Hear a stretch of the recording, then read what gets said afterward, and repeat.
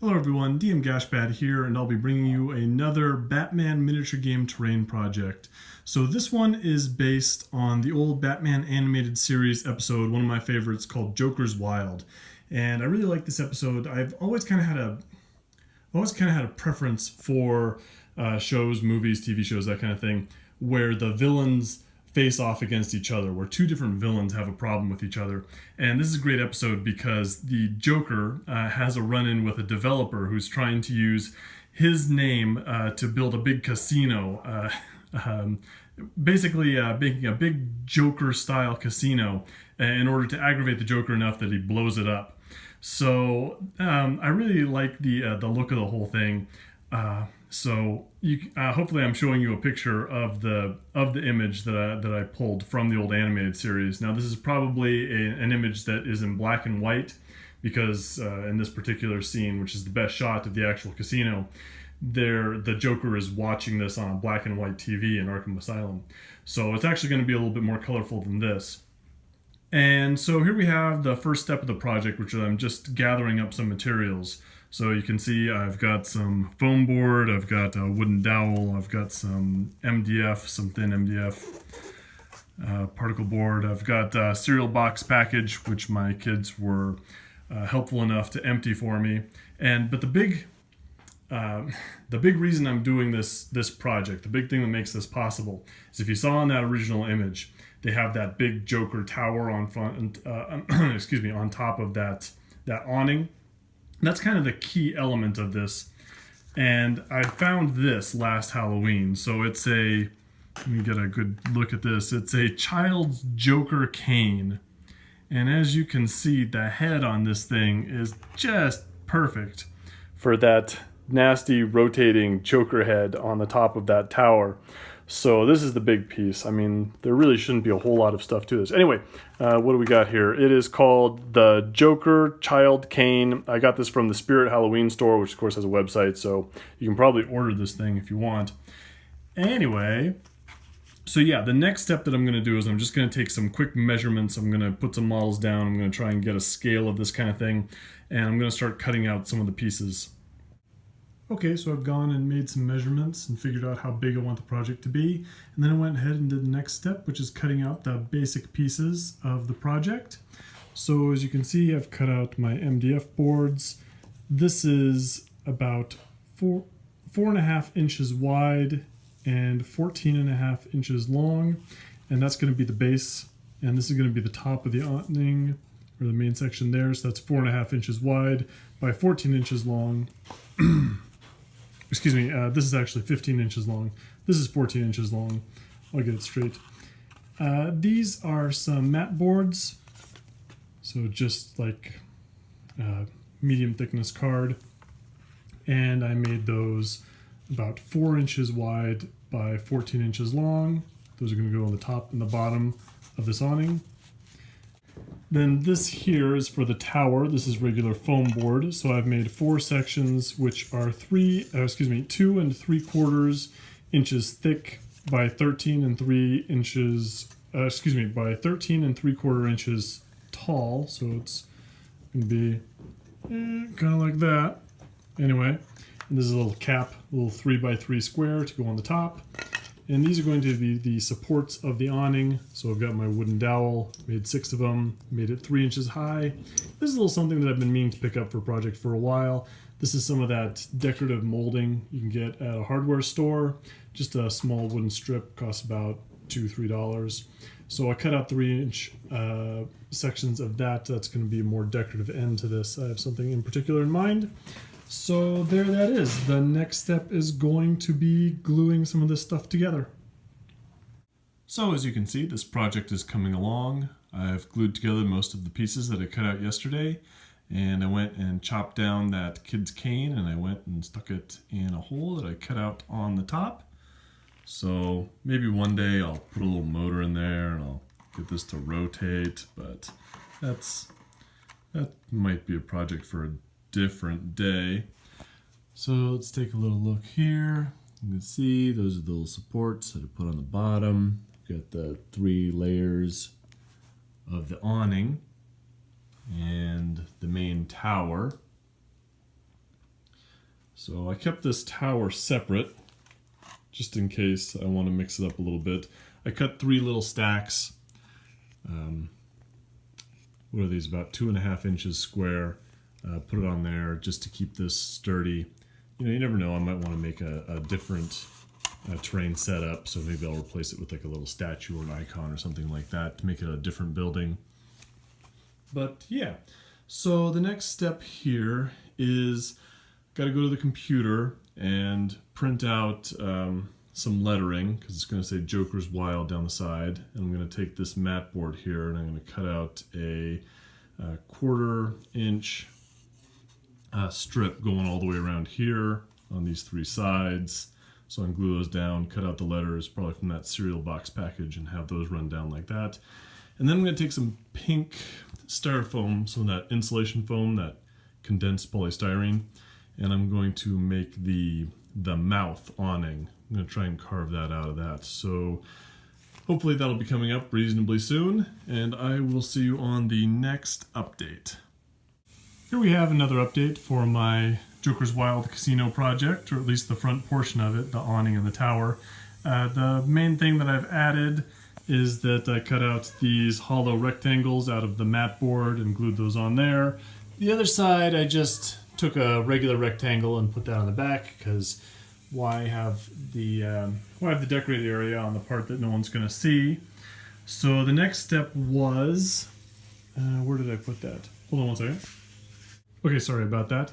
So the next step was I went to the computer and you can hear my son in the background. I went and I created, I took the measurements of this part here, set it up on the computer, put down the text like this. I used Georgia bold if you're interested. It's not exactly like how it is in the cartoon. Honestly, if I just drawn it by hand in sort of a sans serif kind of cartoony, the W's are looped. In the cartoon, that's how it looks. But honestly, I don't know. For a model, I thought this would look better. So I took Georgia bold and kind of stretched it out and printed that out. And then I did the old sort of school art project trick where I took the side of a pencil and I rubbed that along the other side, put it on a box of my Lucky Charms cardboard here, flipped it over, traced along the edges. That gave me a little imprint on the other side, and then I cut those out, and so I have all the letters set up. Now, if you have a cheap printer like me, what you could do instead is you could just make your image and you could reverse it, just flip the image. And then all you'd have to do is put that flat down on the cardboard and then just rub it, and the ink will actually rub off and give you a little impression. And so that might actually save you a little step. Anyway, this was a little bit of a laborious process, so then I cut all these letters out using that technique. I could have cut it out from the mat board, but since this stuff is a lot thicker, it would have taken me a lot longer, so I thought cereal box cardboard would be just fine.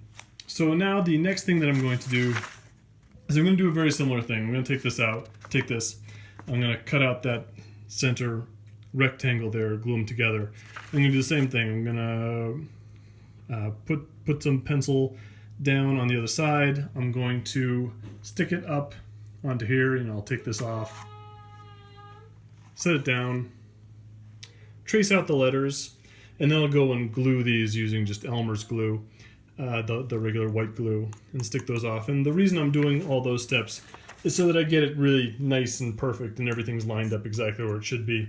I could just eyeball it, but since I'm going to have them on 3 sides, I wanted to line up as neatly as possible. And of course, the next thing that I got to do is I've got to draw out on a piece of paper the mouth that's opening in front of this awning. So once I have that drawn out, I'm going to cut that out, and I'm going to use that as the template to cut out a chunk of that pink styrofoam, that condensed polystyrene. And hopefully I can carve that mouth out of that stuff. All right, another update for this project. So as you can see, I went and I taped this thing up, and I did my thing there, transferred the text, just outlined it so I knew where to put the cutout letters onto that tower box area. Then I glued all these letters onto there on the 3 sides. All right, so that's all set. I also went and I took my piece of paper, like I said I was going to do, and I put it right here, and I sketched out how I wanted this front mouth arch to go. I fold it in half so that I can trace each side, make it nice and symmetrical. Anyway, after that was done, I went and I took my pink insulation form, took out the foam cutter, sawed out a section like this. And I took my X-Acto blade and I kind of made a saw this direction, and then I sawed out that direction, took out this front part, left the teeth there, kind of cut some grooves in to make the individual teeth, took out my Dremel tool and kind of ground down the sides, beveled those out, smoothed them out a little bit. Finally, I took some spackle, some all-purpose filler, and I went in on the teeth and I just filled in some of the holes because sawing through with the X-Acto blade made it kind of rough. So I just kind of filled in some of the gaps there. And so that's how that's going to look. Pretty happy about that. The next step is going to be I'm going to glue that in place. Then I'm going to give all of that a coat of white glue and then probably a coat of regular paint because I am going to go and spray paint this whole thing, and I don't want the spray paint to melt the styrofoam. Also, since this is going to be painted separate because I do occasionally want to move this thing around, I'm going to do the same treatment to this ring in there. So yeah, coat that with glue, coat that with paint, and then tomorrow it should be ready for spray paint. Yeah, this is going to, as soon as I get this thing glued in, that's going to be the last of the modeling stuff done. So that'll be good, and this will be, yeah, it's moving along real fast here. It's going to be ready for paint tomorrow. Here we have everything glued and sealed and ready for some spray paint. Okay, so I've done a base coat of, what is this, gloss navy blue. I figure the gloss isn't going to matter because I always hit it with a matte protective spray finish. So that'll take care of the shine, hopefully. Anyway, so that's the base coat. I'm going to try the Guerrilla Miniatures game special method of painting terrain here. So I'm going to try and do like a little top-down spray, kind of like a dry brush of this grape color. We're going to see if we can't get some highlights going that way. And yeah, as for the Joker head, I just spray painted that straight chaos black. I'm not too worried about obscuring detail with some of these you know, more normal spray paint because there's not a whole lot of detail to cover up, but the Joker head I actually went and used my nice spray paint. So yeah, there that is. I'm back with another update on this project. So I went and I gave it the navy blue base coat, and then I went in with that grape color and did a little top-down spray on that, and it didn't have as good a result as I was looking for. It didn't really show up that much. So I gave it a pretty heavy dry brush after that of lavender. I'm not sure I really love the effect that much. It works, I guess. Boy, there's really no telling what kind of quality you're going to get when you use those spray cans. The first navy blue, it came out really wet and soupy, and it kind of coated everything really thickly. And then the second one came out very splotchy. Came out with a very textured, pebbly effect. So, boy, there's no real predicting. Anyway, I think, you know, some of the dry brush came on a little splotcher in areas you can see there and there. And so I'm not thrilled. Maybe next time I'm going to try more variation in the colors that I use for the spray cans. I'm going to try for a much wider, a greater difference in tone, and see if that gets me the effect that I'm looking for. But anyway, you can see I've started to paint this lower stuff gray. I have to go and rewatch that Joker's Wild episode. I believe these letters are like kind of a white up light, excuse me, a light up white. But I just want to make sure they're not red or something like that. So I'm going to rewatch that and then start painting those. And yeah, maybe double check, you know, if the teeth are yellow or that kind of thing. And then we'll move on with the painting. So I rewatched the episode, and it turns out the letters are actually kind of a gold color. So I went and painstakingly painted all these base coat of Spice Brown, ready for some gold highlights on this. This has taken me a really long time, but you know, kind of knew it would. And then I did finish painting the rain gray on all this, and then I've just applied a charcoal wash underneath it. So that's ready for some dry brushes tomorrow after that all dries. So yeah, making progress. Okay, another update on this project, and as you can see, I've done quite a bit. So the last time we spoke, I think what I did was I painted the letters brown, and so then what I did was I went in and I painted almost the entire thing golden brown. I just left a little bit of a brown on the edges. Then I kind of took a diagonal and I painted the top half sort of a golden brown straw mix, so lighter yellow. Added a little bit of a stripe a little bit lower down the diagonal. And then I took a straight straw and did a touch there. So what I did was I made like a faux golden finish. I'm really happy with how that looks. So I think that looks really nice. Yes, I could have just gone and cut out some the letters in some metallic gold material and saved myself a lot of time, and it probably would have looked really good as well. But it makes me happy knowing that I painted this. So that's what I did there.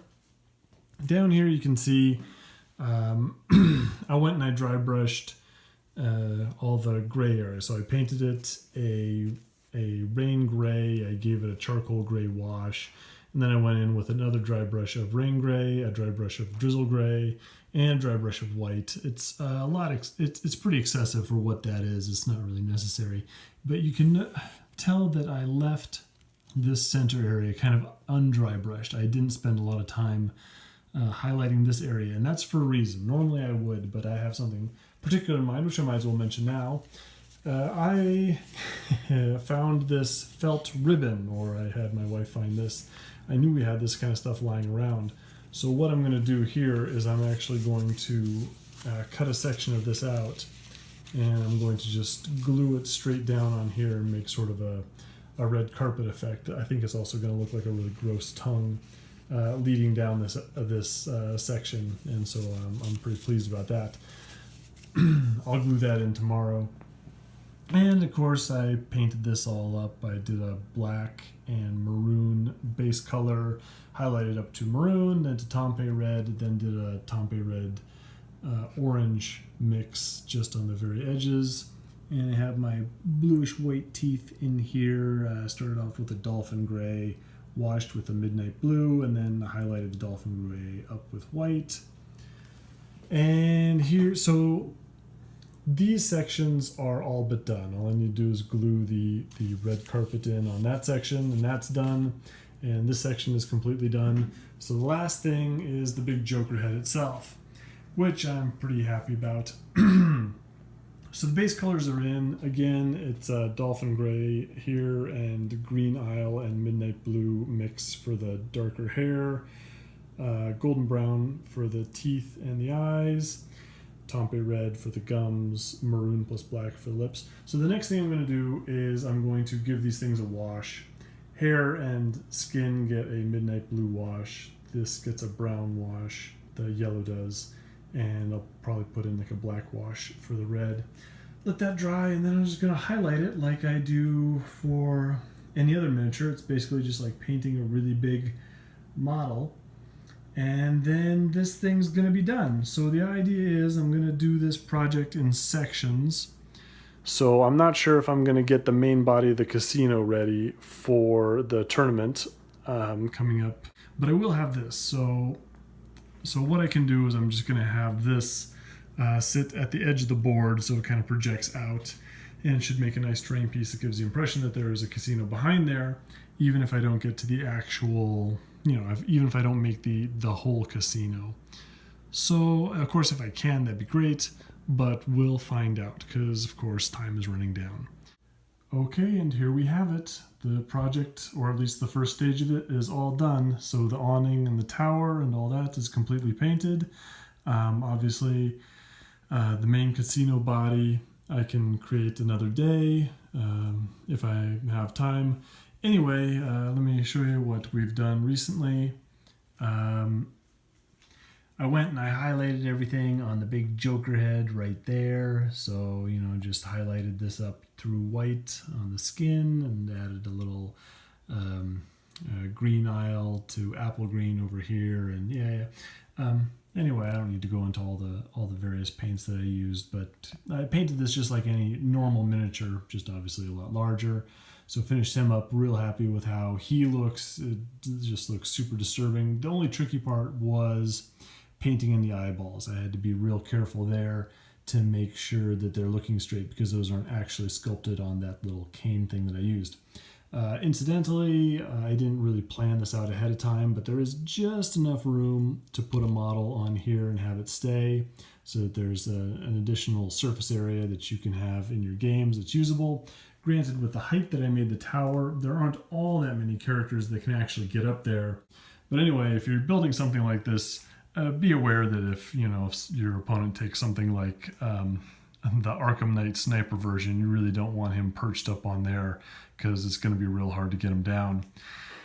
Anyway, I also went and glued down this red carpet, that felt ribbon that I had, and so that's all attached. Probably should have done that after I went and hit it with the spray, the sealant. Put a little clear coat on this whole thing, spray that on, protect it all. I should have done that before I glued that on, but I got a little impatient. I wanted to see everything set up. And so when I actually go to hit this with the clear coat, I'm going to have to, I don't really know how it's going to react to this felt, so I'll probably cover it up with some painter's tape real quick. But yeah, that's the project. I'm real happy about that. I don't know. Let me know what you guys think down below. If you have any questions, if anyone wants to follow some of this, if you need measurements or just anything, any comments, that sort of thing, go ahead and leave those below. Like I said, if I have the time, I would like to expand this project a little bit further, make the actual casino area and maybe like the hotel wings that come out from there. You get a little preview of the crew that I'm going to be using, or at least some of them. This is all set up for a Batman Miniatures game tournament coming up. So that is about that. It's late, so I'm going to wrap this project up. Thanks for watching, and hopefully I will see some of you at the tournament.